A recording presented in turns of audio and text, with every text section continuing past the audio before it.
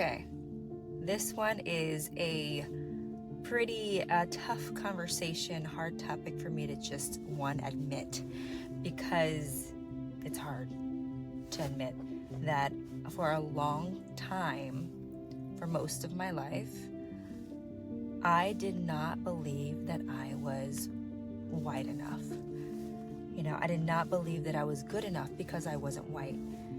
Growing up, watching, the television we watched as an 80s baby, and then as I got older, in the magazines that I used to read, there weren't very many people who looked like me. Let's be real. There kind of still isn't many people who look like me. It's getting better, but growing up, I didn't have any exposure to anybody who looked like me in the media. So I didn't realize that how much it impacted me and my consciousness, not realizing that I didn't think that I was good enough to fulfill on big dreams and goals because I didn't see anybody else looking like me do it. So now that I am a mom and my kid, she's a little mixed kid, her daddy's white and I am not. I'm pretty dark-skinned. I am learning the importance of me really owning who I am because my daughter sees herself in me. Just the other day, she laid in bed with me and put her hand against mine and she said, "You have dark skin." And I said, "Yeah, baby, I have dark skin."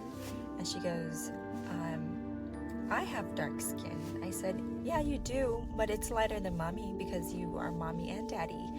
And so, having these conversations with my kid, who at one point even said to me, "Mommy, I like white skin."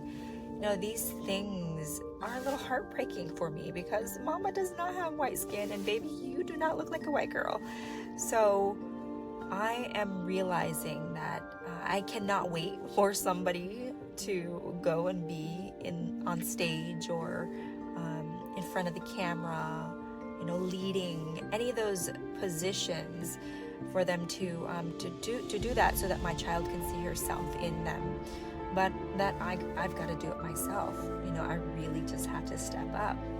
And as I am doing that and doing this with my YouTube channel, I am realizing that, man, I was born this way for a reason. I was given the life that I was given for a reason, the skin color that I was given for a reason, born into the right situation, the circumstances, all of the stuff that I had to go through my childhood up till now, and the culture that I lived in, and all of these things that I've got to experience to be who I am today.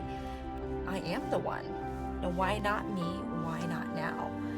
And it's interesting. It's very challenging because I'm constantly self-conscious about the things that I do.